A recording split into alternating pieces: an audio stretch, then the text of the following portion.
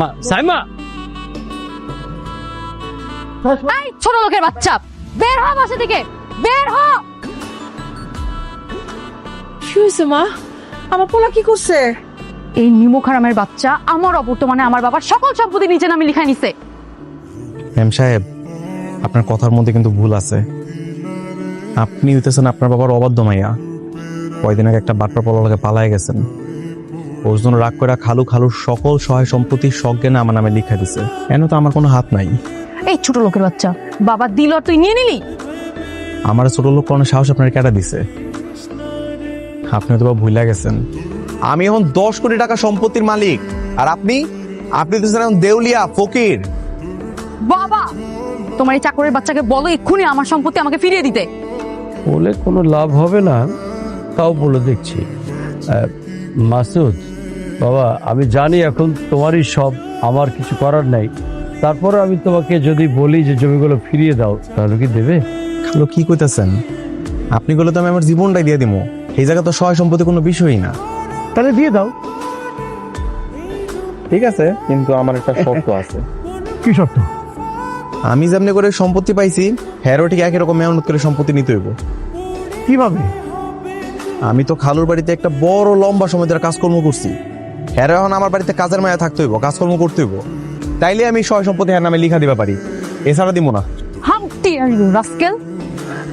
আমি ওর বাড়িতে কাজ করব, কাজ করে তোর মন জয় করব, তারপর তুই আমারই সম্পত্তি আমাকে ব্যাক দিবি? মাগো, উত্তম প্রস্তাব, মাইনা নাও। ঠিক আছে বাবাজি। জি, মানে আমার ম্যাডাম একদিনের জন্য আপনার বাড়ির কাজের মেয়ে হিসেবে কাজ করতে রাজি। ওকে, আমি কি কোনোভাবে কইছিলাম যে আমার বাড়ির একদিনের কাজের মেয়ে থাকতে হইব? মানে আমার বাড়িতে 1 মাসের লেগে কাজের মেয়ে থাকুন লাগবো। ম্যাডাম ম্যাডাম ম্যাডাম মাত্র একটা মাস ম্যাডাম, আপনি বাইরে নেন ম্যাডাম। একটা মাস দেখতে দেখতে কেটে যাবে, তাছাড়া আমরা দুজন তো আপনার পাশেই আছি, কোনো সমস্যা নেই ম্যাডাম। হ্যাঁ মা, আছি। আচ্ছা ঠিক আছে, আমি রাজি। ওমা, হ্যাঁ তুমি থালা বাসন লিয়ে কই জিতাছো?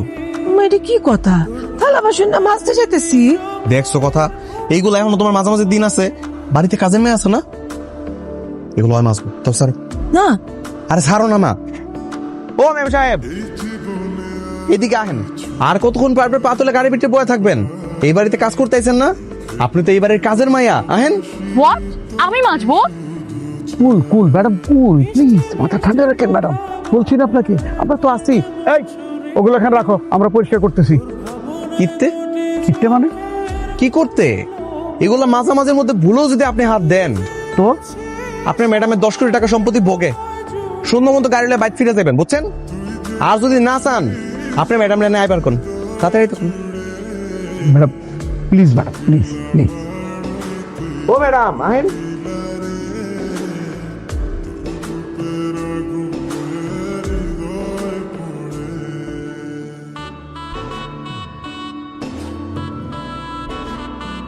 কি গো ম্যাম সাহেব, এই কয়টা জিনিস মাছ এতক্ষণ লাগে আপনার? লন, এটাও শেষে মাছবেন। লন।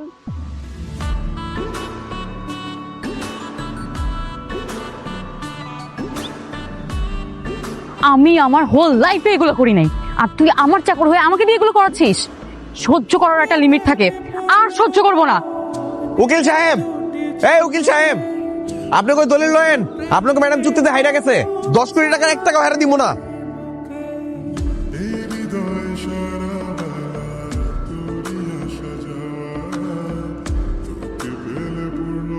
আবার এটা মাস্টার বসে গেলে গা।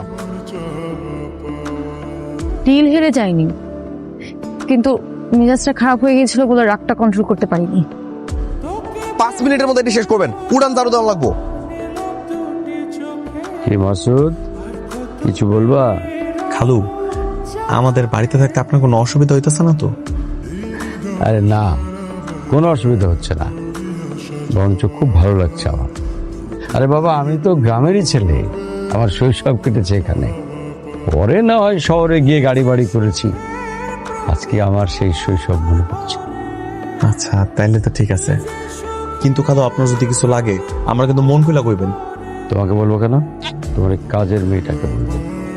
খালু, কথাটা কি মন খারাপ করে বললেন? আরে বাবা না, আমি একদম মন খারাপ করি।